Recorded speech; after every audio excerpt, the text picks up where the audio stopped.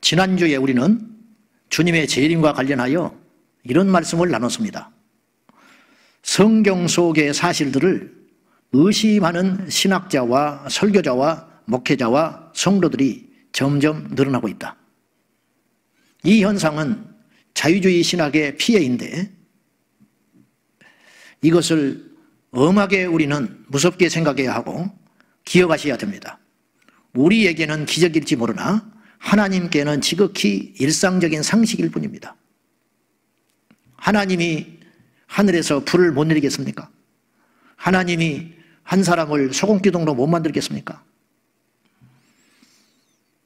제가 아침에 제 방에 조그만 의왕이 있어요. 물고기 밥을 2스푼 주고 왔어요. 물고기들이 다가가면 밥때가 되었다고 막 몰려들어요. 거기도 생각이 있어요. 근데 저는 물고기 밥을 주는 게 아무것도 아닌 일이에요. 근데 물고기들은 그게 기적이에요. 이스라엘 백성들이 광야에서 40년 동안 농사 짓지 않고 일하지 않았는데 하늘에서 내리는 만나를 먹었어요. 이게 기적이죠. 기적이잖아요. 물고기에게는 하늘에서 먹이가 떨어지는 게 기적이에요. 근데 저는 아무것도 아닌 일이에요. 이스라엘 백성들에게 만나를 먹이신 것은 하나님에게는 아무것도 아닌 일이에요. 그러나 그들에게는 엄청난 기적이죠. 오늘 아침에 태양이 떠올랐습니다. 이 거대한 지구가 우리가 일상에 살아갈 때는 중력의 원리에 의하여 편편하게 느껴지는데 사실은 지구가 둥글답니다. 그리고 자전과 공전을 끊임없이 1년에 한 차례 하루에 한 번씩 꼬박 하는데 이 지구가 움직일 적에 어마어마한 소리가 난다는 거예요. 이 소리를 우리가 들을 수 있다면 우리 기청은 떨어져 버리고 살지 못해요. 근데 하나님이 그것도 지켜주시고 보호해 주셨어요. 따지고 보면 이 땅에 일어나는 모든 일들이 기적이에요. 우리가 그런 개념을, 그런 시야를 안 갖고 사니까 그렇지. 물고기들 중에, 내가 물고기를 안 돼봐서 모르지만은 내가 먹이를 줄 적에 물고기들 중에 2가지 반응이 있을 수 있어요. 하나는 그냥 먹는 거예요. 배고픈데 또 왔구나. 먹을 것이 내려오는구나. 하나라도 빨리 먹어야지. 이제 그렇게 생각하는 물고기가 있을 것이고, 또 하나는 생각하는 물고기가 있을 수 있죠. 이 시간에 정확하게 떨어지네. 오늘은 조금 늦게 오네. 누가 이런 일을 하지? 이럴 수 있잖아요. 이 세상에는 2 종류의 인간이 있다는 거죠. 떠오르는 태양을 보며 아무렇지 않게 자기 일에 충실하는 사람이 있고, 떠오르는 태양을 보며 창조주 하나님을 기억하려는 인생이 있을 것이다.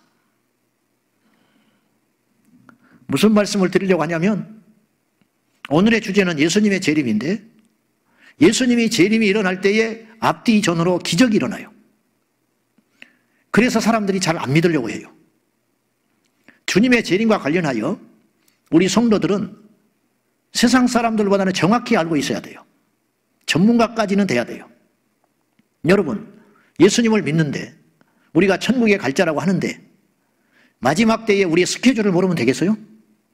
주님께서 오실 적에 어떤 징조와 어떤 방법으로 어떤 징후들을 통하여 우리에게는 어떤 일이 일어나며 이 세상에는 어떤 일이 일어나는지를 알아야, 그래야 우리가 대비하고 준비하고 맞이할 것 아닙니까?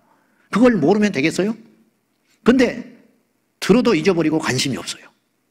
이 부분들에 대해서 앞으로 제가 기회가 되면 제가 정리해가지고 따로 성경 공부를 좀 해보든지 그렇게 해볼 참으로 생각을 하는데, 오늘은 일단 대략 예수님의 재림과 관계된 기적들을 좀 살펴보므로, 근데 이 기적을 지나가는 이야기로 듣지 말고 우리에게 곧 일어날 현실로 받아들이셔서 예수님 다시 오실 적에 우리는 어떤 영광에 참여해야 하며 할 것인지를 기대하는 마음으로 이 말씀을 들어주시기를 바랍니다.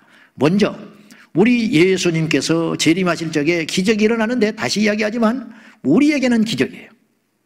하늘이 열리고 구름 사이에 주님이 오시고 막 이런 일들이 기적이지만 주님께는 아무렇지도 않은 일이라니까요. 그거는 그냥 한 걸음 뛰는 일과 같이 아무것도 아닌 일이라는 거예요.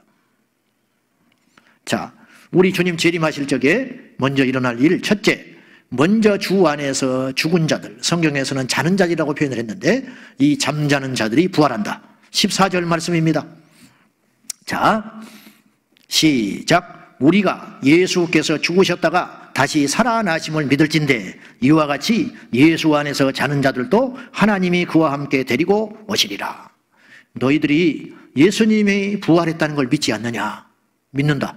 그러면 주 안에서 먼저 우리보다 죽은 자들, 그들의 부활도 당연히 믿어야 할 거 아니냐? 논리적으로 맞는 말이죠. 당연하지요. 우리보다 먼저 잠자는 자들이 있는데 그들을 부활시켜가지고 예수님께서 데리고 오신다는 거예요. 예수님이 재림하실 적에 먼저 주 안에서 죽었던 자들이, 우리 성도들, 부모, 형제, 자매들이 주 안에서 살아서 우리 앞에 온다는 것입니다. 두 번째는 어떤 일이 일어나느냐 하면 살아남아 있는 우리들이 끌어올려 간다는 거예요. 끌려 올라간다. 이것도 역시 부활의 범주로 들어가요. 넓은 의미로. 주님 안에서 먼저 죽은 자들이 무덤이 열려가지고 부활했잖아요. 그러면 살아있는 우리는 몸이 변형되어서 홀연히 변화돼요. 변화되어가지고 공중에서 예수님 만나요. 변화되니까 공중으로 올라가죠. 이 몸으로 어떻게 변화되며 천년왕국에 들어가겠어요? 그러니까 이것도 일종의 부활인 거죠. 새로운 몸을 입게 되는 거죠. 여러분 기억하셔야 돼요. 성경적 부활은 정신적 부활이 아닙니다. 영의 부활만 있는 게 아니에요. 육체적 부활이 있습니다. 우리가 육체적으로 부활해요. 예수님이 육체적으로 부활하셨듯이 우리 또한 완전한 육체로 새로운 몸으로 부활한다는 사실을 기억하셔야 돼요. 17절 말씀 시작. 그 후에 우리 살아남은 자들도 그들과 함께 구름 속으로 끌어올려 공중에서 주를 영접하게 하시리니 그리하여 우리가 항상 주와 함께 있으리라. 그 후에 우리보다 먼저 죽은 자들을 부활시킨 다음에 그들과 우리를 동시에 공중에서 주님께서 만나시려고 끌려 올라간다는 거죠. 근데 그들은 이미 부활했기 때문에 또다시 변할 필요가 없지요. 그러나 우리는 변화돼야 돼요. 그들의 모습처럼, 첫 번째 부활에 참여한 자들처럼 부활해가지고 공중으로 올라간다. 이 말씀은 고린도전서 15장 51절에 더욱더 분명히 못을 박아 말씀을 했어요. 다 같이 시작. 보라, 내가 너희에게 비밀을 말하노니 우리가 다 잠잘 것이 아니요 마지막 나팔의 순식간에 홀연히 다 변화되리니. 여기서 우리가 다 잠잘 것이 아니다는 말은 육체적 잠을 잔다는 말이 아니라, 보라, 내가 너희에게 하나의 비밀을 말하는데 우리가 모두 죽는 것이 아니야. 죽음으로 영원히 끝나는 게 아니야. 죽었다가 다시 살아나.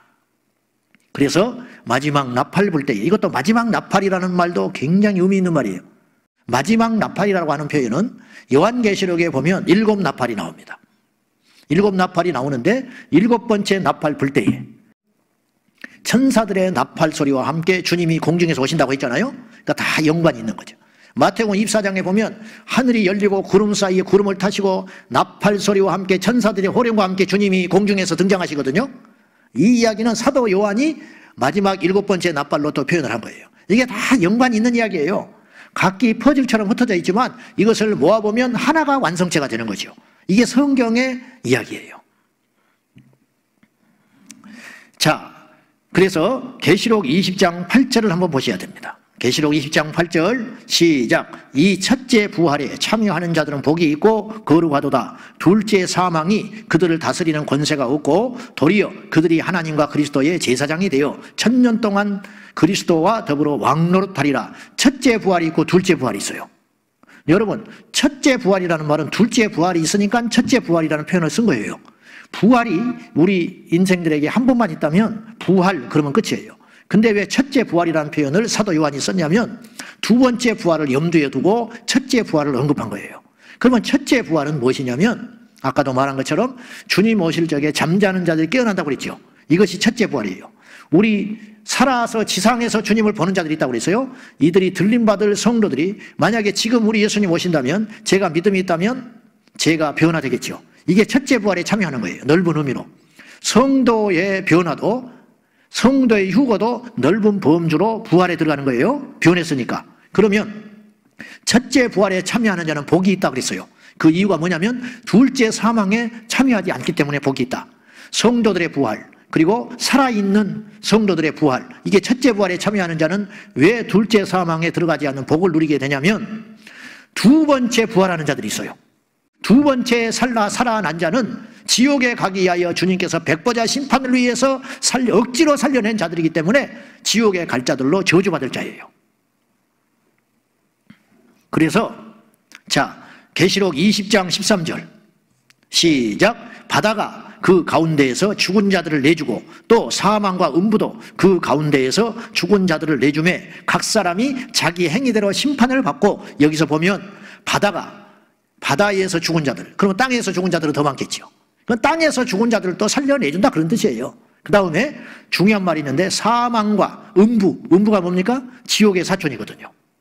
믿지 않고 죽은 자들이 음부에 가 있는데 이 무저갱 음부에 들어가 있는 자들이 그들을 살려내준다는 거죠. 음부에 갇혀있는 자들이 죽은 자들을 내준다. 뭐 때문에? 지옥 가기 위하여 백보자 심판을 통하여. 심판도 두 가지 의미가 있어요. 우승한 자에게 심판은, 시험 잘 본 자에게 이 심판, 판결은 합격의 영광이지만 망한 자들에게 심판은 지옥의 판결이 기다리고 있는 것과 같다. 우리도 백보자 심판을 받아요. 그러나 우리의 심판은 천국 가기 위한 필수적인 심판이고 믿지 않는 자들의 심판은 지옥 가기 위한 필수 코스라는 거죠. 여기서 이제 여기까지 우리가 어느 정도 다 아는 이야기인데 오늘 다시 한번 경각심을 갖고자 해서 여러분에게 다시 한번 정리하여 말씀을 드린 것입니다. 그날과 그 시는 알 수도 없고 알아서도 안 돼요. 그건 해로운 일이에요. 그날과 그 시를 하나님이 감춰준 이유는 우리에게 그날과 그 시를 알면 우리가 나태하거나 방종하거나 혹은 그릇된 모습으로 하나님을 섬길 수 있기 때문에 그날과 그 시를 감춰놨습니다. 그래서 때와 시기에 대하여 알려고 하실 필요가 없는 것입니다. 그 날과 그 시는 잊어버려야 돼요. 단지 우리가 해야 할 일이 있어요. 자, 우리 주님께서 주님의 재림을 기다리는 성도들에게 당부한 내용들이 세 가지가 있습니다. 그것이 데살로니가 전서 5장의 내용들인데 이 내용들이 오늘 우리에게 중요해요. 첫째, 주님의 재림과 관련하여 예수님께서 우리에게 당부하신 내용이 있는데 첫째, 데살로니가 전서 5장 6절입니다.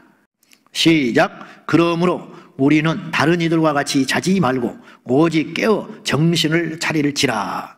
그러므로 우리는 다른 이들과 같이 자지 말고 영적 잠, 세상의 욕심, 세상의 쾌락, 세상의 염려, 그런 것으로 인하여 혼을 빼놓지 말고 주님에 대하여 관심을 가지라.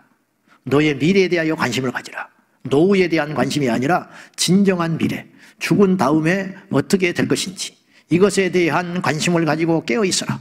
도둑이 오는 것인지, 내일 아침에 어떤 일이 있는 것인지, 오늘 밤중에 혹시 무슨 일이 있을지 모르니까 경비 서는 사람, 초소에서 근무하는 사람, 이 사람들이 잠을 자면 안 되잖아요. 우리가 영적으로 근무하고 있는 거예요. 그러므로 다른 사람들처럼, 세상 사람들처럼 깊은 잠에 빠져서 허우적거리지 말고 믿는 자답게 영적으로 깨어 정신을 차리고 주님 오실 날을 준비하고 있어라. 이렇게 경고하고 있는 것입니다. 두 번째로, 첫째는 정신 차리라 경고했고, 두 번째로는 데살로니가전서 5장 13절입니다. 다 같이 시작. 그들의 역사로 말미암아 사랑 안에서 가장 귀히 여기며 너희끼리 화목하라. 자, 여기서 서로 귀히 여기고 서로 화목하라. 이제 12절이 제가 생략했는데 그들의 역사로 말미암아, 이 그들이라는 말은 12절에 의하면 주님 안에서 우리를 다스리고 권하는 자들을 말해요. 교회 안에 영적 리더들, 그들의 수고와 가르침으로 말미암아 너희끼리 귀히 여기고 화목하거라. 그래서 세 번째로 동일한 말씀인데 데살로니가전서 5장 14절 다 같이 시작. 또 형제들아 너희를 권하노니 게으른 자들을 권계하며 마음이 약한 자들을 붙들어주며 모든 사람에게 오래 참으라. 오래 참으라. 그 말은 계속 기회를 줘라. 그 말이에요. 이 사람이 괜찮은지 알아. 근데 그냥 기회를 주는 거야. 오래 참아주는 거야. 우리가 자식에 대하여 1000번, 10,000번 참아주잖아요. 또 오늘 또 실망을 줬어. 그러나 0.001%의 가능성만 있다면 그 자식을 포기하지 않는 게 부모예요. 우리도 예수님이 숱하게 참아주신 거예요. 저를 얼마나 많이 주님이 참아주셨겠습니까? 지금도 참아주고 있어요. 다시 정리할게요. 주님의 재림은 우리 안에 곧 있을 현실인데 주님의 재림을 준비하는 우리들에게 실제적으로 지침을 주셨어요. 첫째로 정신을 차리고 깨어 있어라. 너희 성도된 너희들끼리 서로 귀히 여기고 화목하게 잘 지내고 있거라. 세 번째, 서로 길이길이 참아주거라. 언제까지 참아주느냐? 그 사람이 믿음이 완전히 설 때까지, 예수님 오실 때까지 참아주라. 사랑하는 성도 여러분, 주님의 재림은 우리가 이 예배가 끝나면 또 누군가를 만나고 밥을 먹고 무슨 일을 하는 것처럼 현실입니다. 우리 주님 곧 오십니다. 오실 때에 우리보다 먼저 잠자는 자들이 부활하게 될 것이고, 그 다음에 성도들이 부활하게 될 것이고, 주님의 재림을 준비하지 못하고 잠들어 있던 세상 사람들과 믿지 않는 자들은 참혹한 둘째 사망에 들어가서 영영한 지옥에 떨어진다는 사실을 꼭 기억하고, 코로나가 중요한 게 아니고 일상의 경제가 중요한 게 아니고 내 영혼이 중요하다는 걸 꼭 기억하셔서 깨어있는 저와 여러분 되시기를 축복합니다. 기도하겠습니다.